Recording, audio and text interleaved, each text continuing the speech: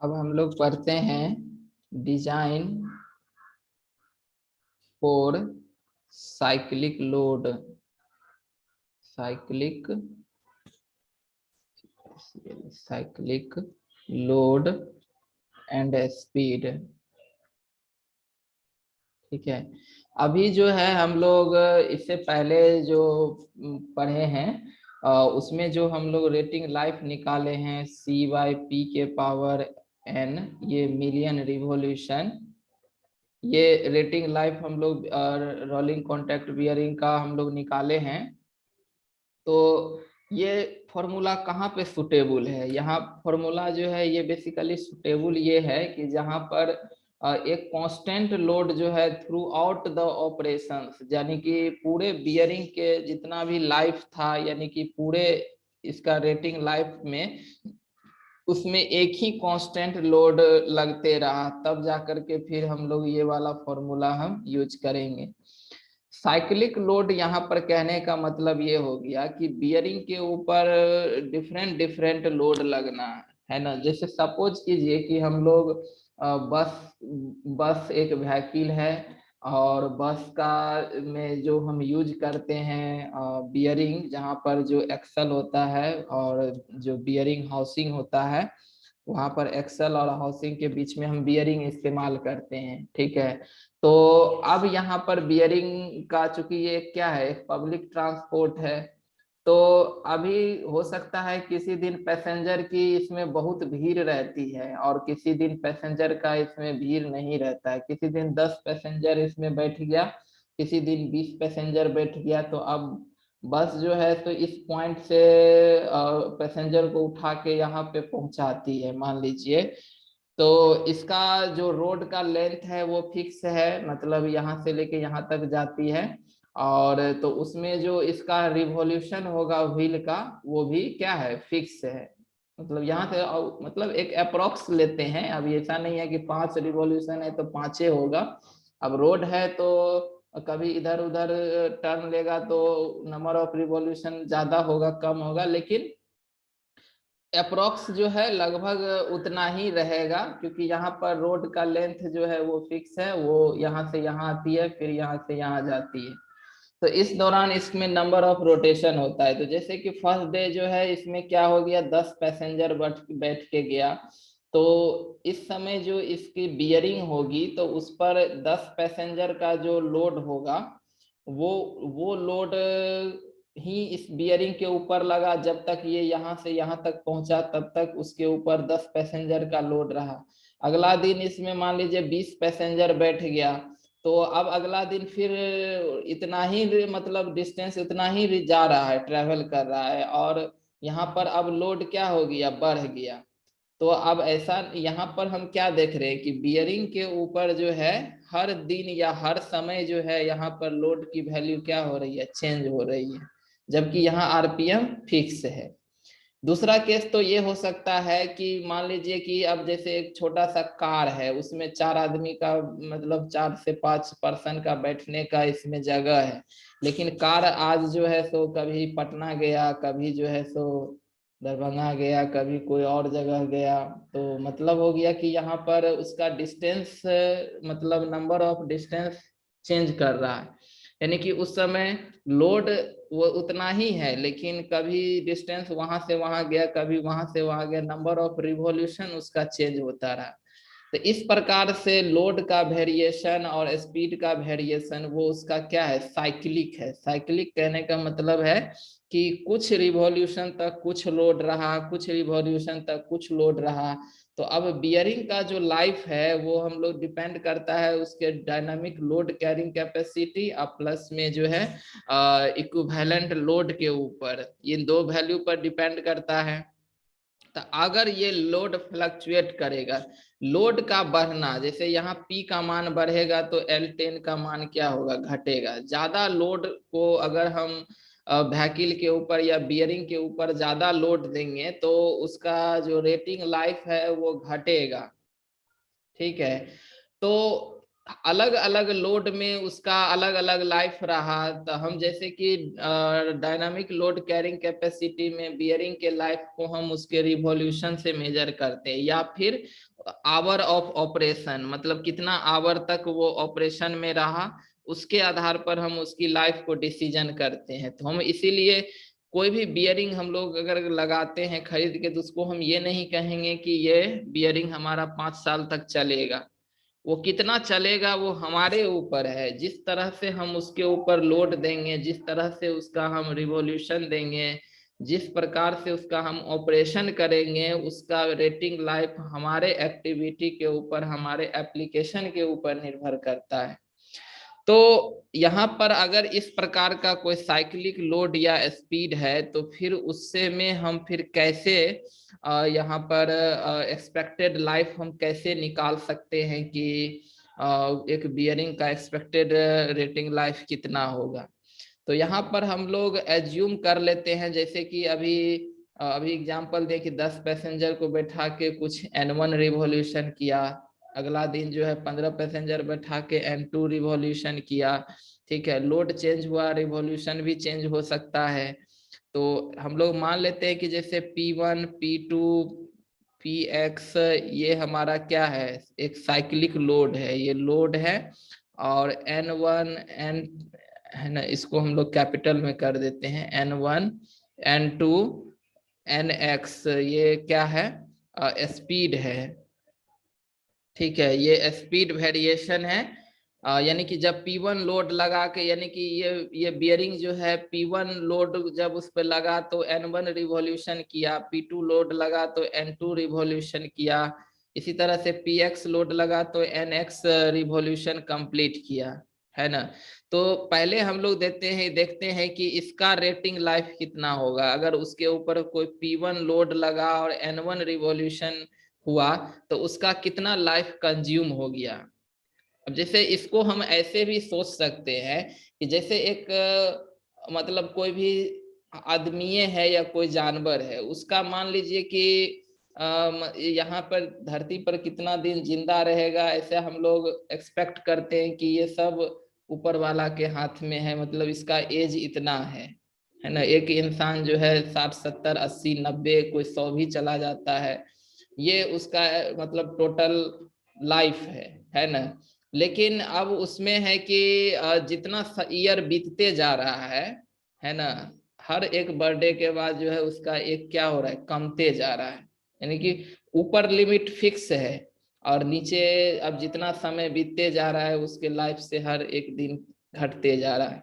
तो कहने का मतलब सेम चीज यहाँ पर उल्टा उल्टा ऐसे सोचिए कि कोई भी एक बियरिंग है, उसको मतलब उसका एक तरह से लाइफ हम बोले तो एक मतलब फिक्स है कि ये बियरिंग ये इतना चलेगा, इतना रिवॉल्यूशन मतलब हो सकता है।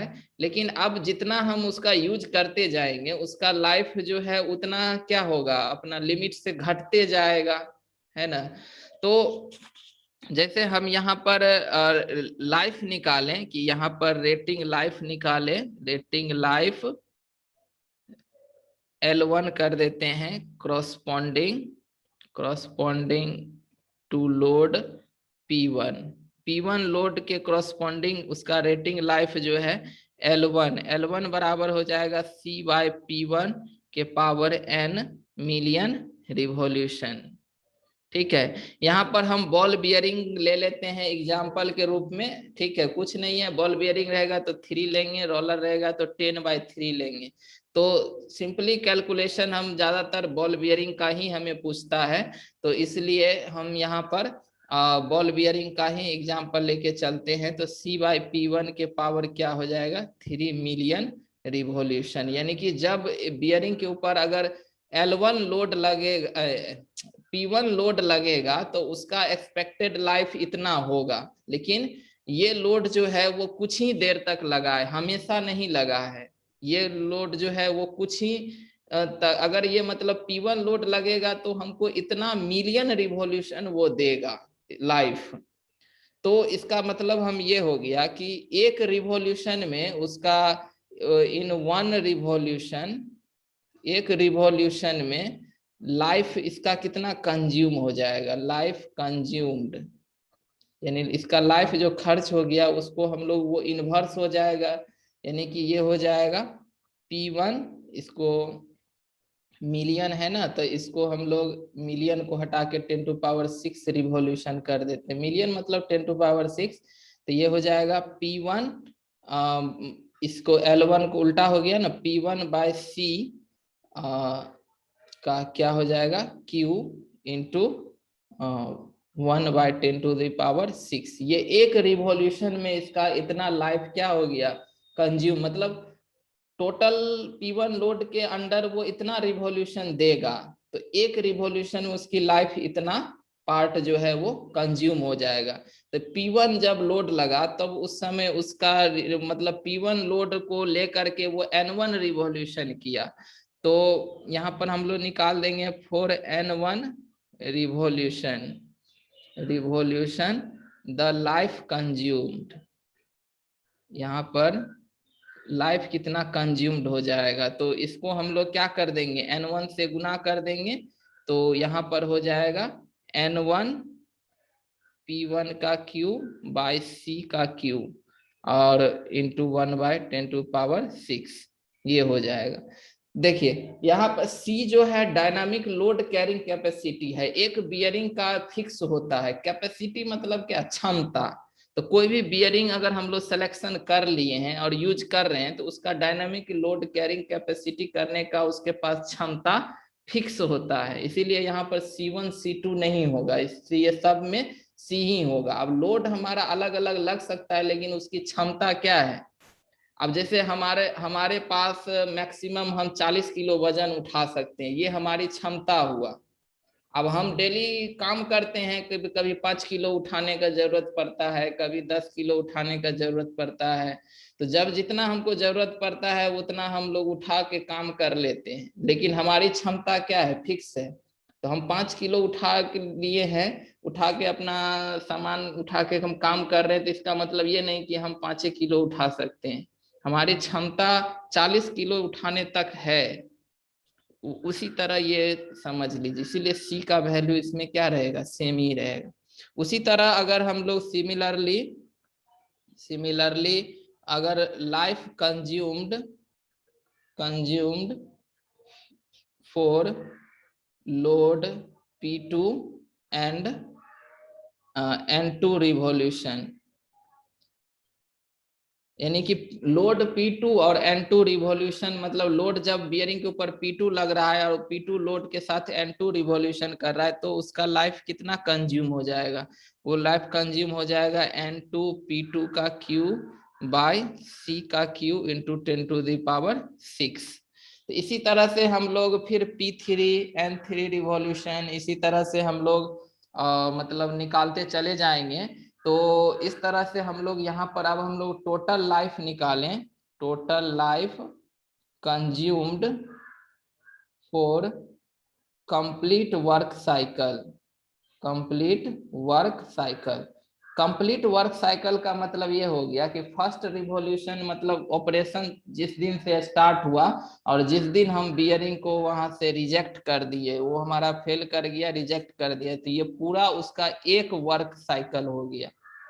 तो इस एक वर्क साइकिल में वो पूरे साइकिल के दौरान उसके ऊपर अलग अलग लोड अलग अलग रिवॉल्यूशन के लिए लग रहा था, तो टोटल इस पर कितना मतलब लाइफ कंज्यूम हो गया, तो सबको हम क्या कर देंगे, समेशन कर देंगे।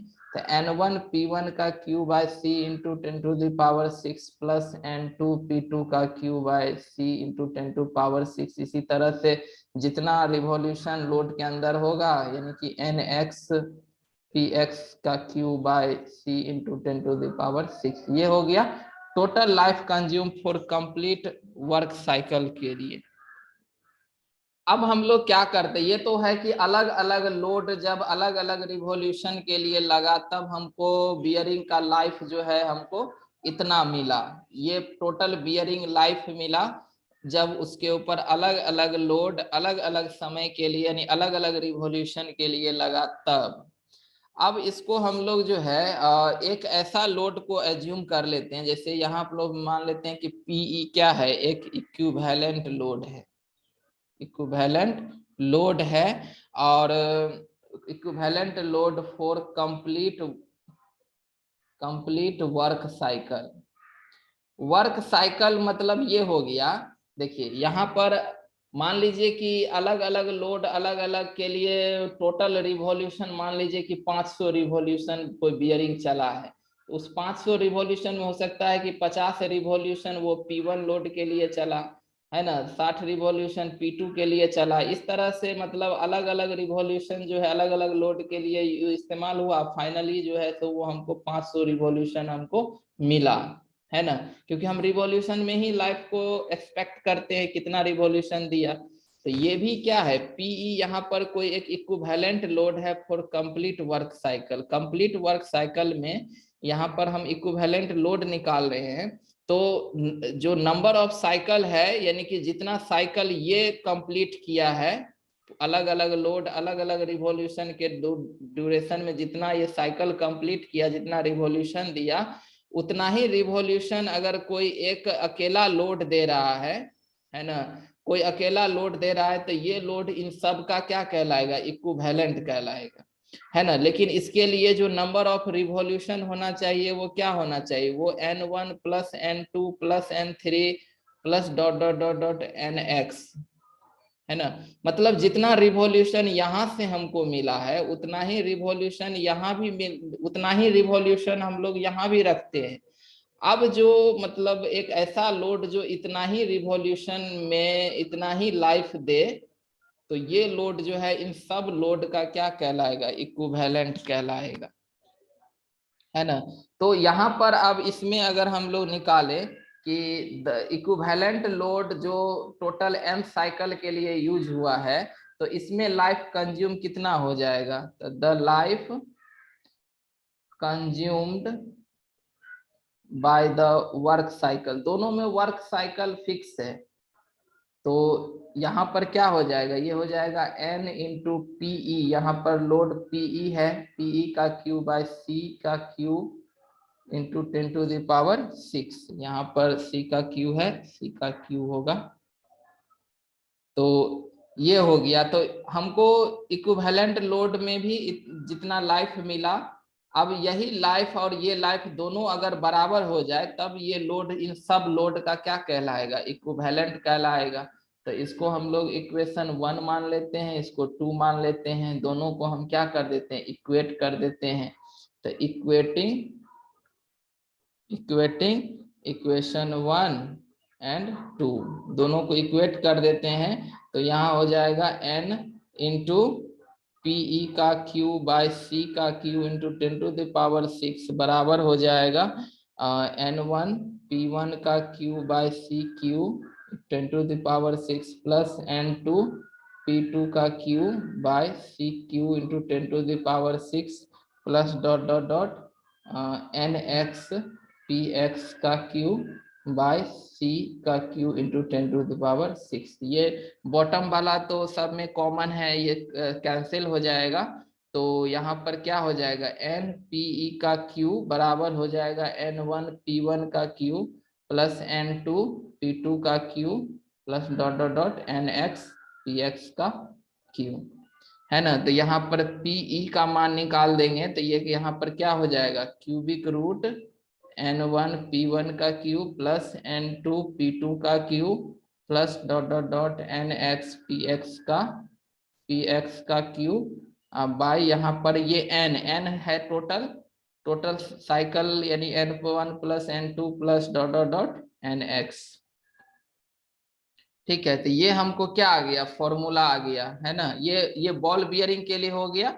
अगर हमको कॉमन फॉर्मूला देखना है तो यहाँ पर हो जाएगा NE के पावर n कर देंगे बराबर N1 P1 का क्यू ये n प्लस N2 P2 के power n plus dot dot dot NX Px के पावर n। तो n का मान बॉल बियरिंग रहेगा तो 3 ले लेंगे, अगर रोलर रहेगा तो 10/3 ले लेंगे, इक्वेशन यही हमको मिलेगा, है ना। तो इस प्रकार से हम लोग इक्विवेलेंट लोड का मान यहाँ से निकालते हैं। तो इस पर एक क्वेश्चन हम लोग यहाँ पर देखते हैं, जैसे कि ये क्वेश्चन है कि एक बॉल बियरिंग है जो operating on A work cycle, जो कि एक वर्क साइकिल पर ऑपरेट हो रहा है ना। और कह रहा है कि कंसिस्टिंग ऑफ 3 पार्ट्स, इसका 3 पार्ट में पूरा वर्क साइकिल जो है इसका क्या है, 3 पार्ट में पूरा वर्क साइकिल है।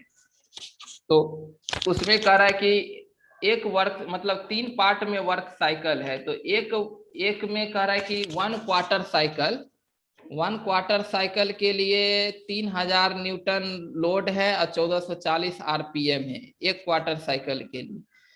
उसके बाद कह रहा है कि फिर रेडियल लोड 5000 है 720 आरपीएम के लिए, ये 1/2 साइकिल के लिए है। और रेडियल लोड है फिर 2500 newton 1440 RPM for remaining cycle. तो expected life of the bearing is 10,000 hour. अब हमको इसमें एक्सपेक्टेड लाइफ 10,000 आवर मिल रहा है। तो यहाँ पर हमको कह रहा है calculate the dynamic load carrying capacity of the bearing. यहाँ पर डायनामिक लोड कैरिंग कैपेसिटी पूछ रहा है।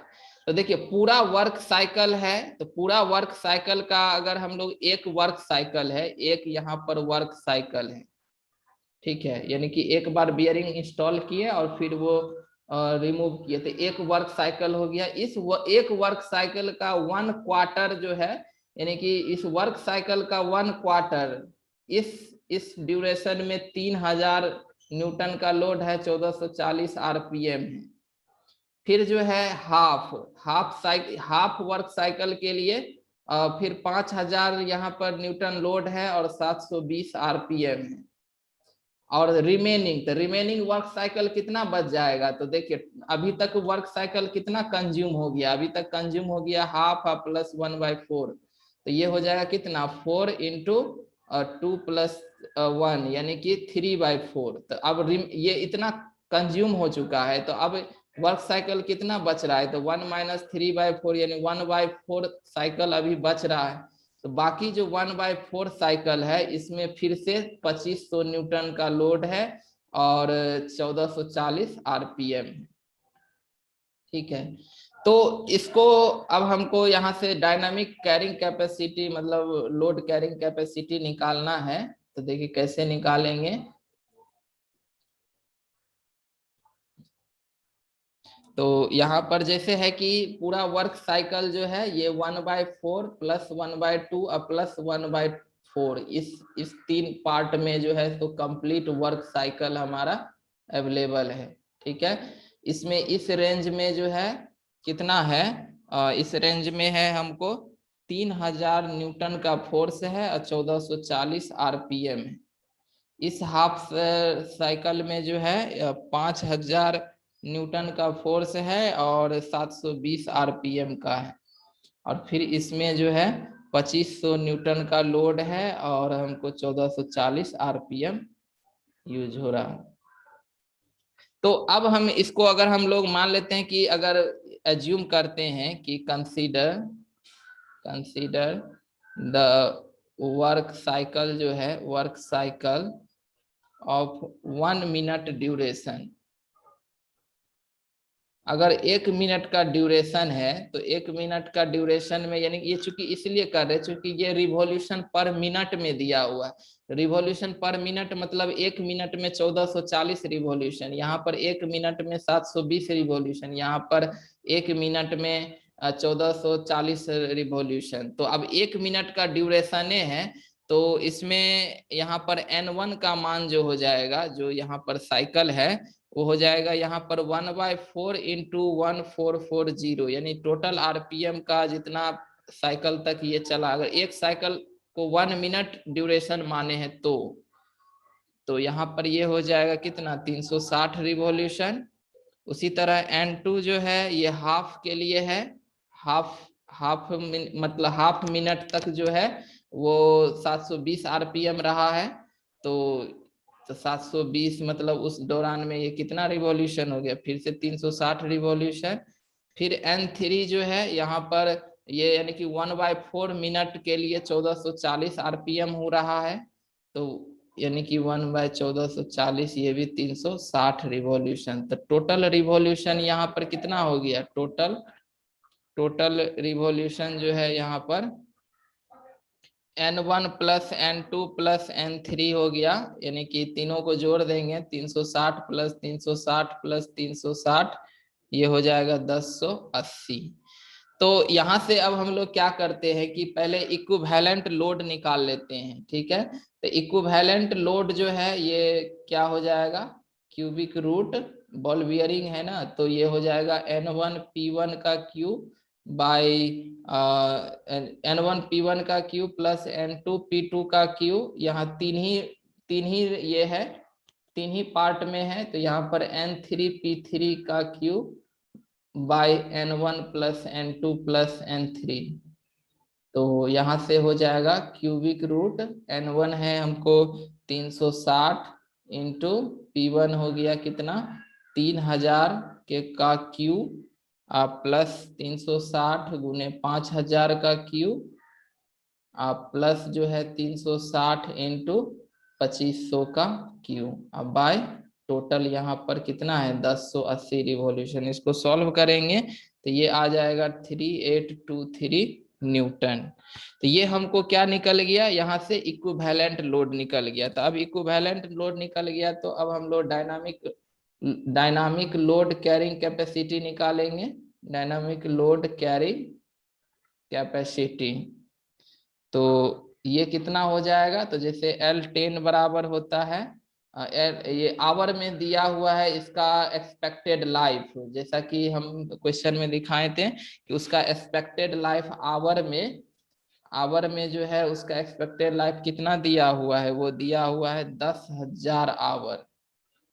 तो इसको हम लोग L10 इंटू 10⁶ बराबर हो जाएगा यहाँ पर कितना 60 इंटू N इंटू फिर LH ये होता है। तो यहाँ पर हम इसको क्या निकाल लेते हैं, मिलियन रिवॉल्यूशन में निकाल लेते हैं।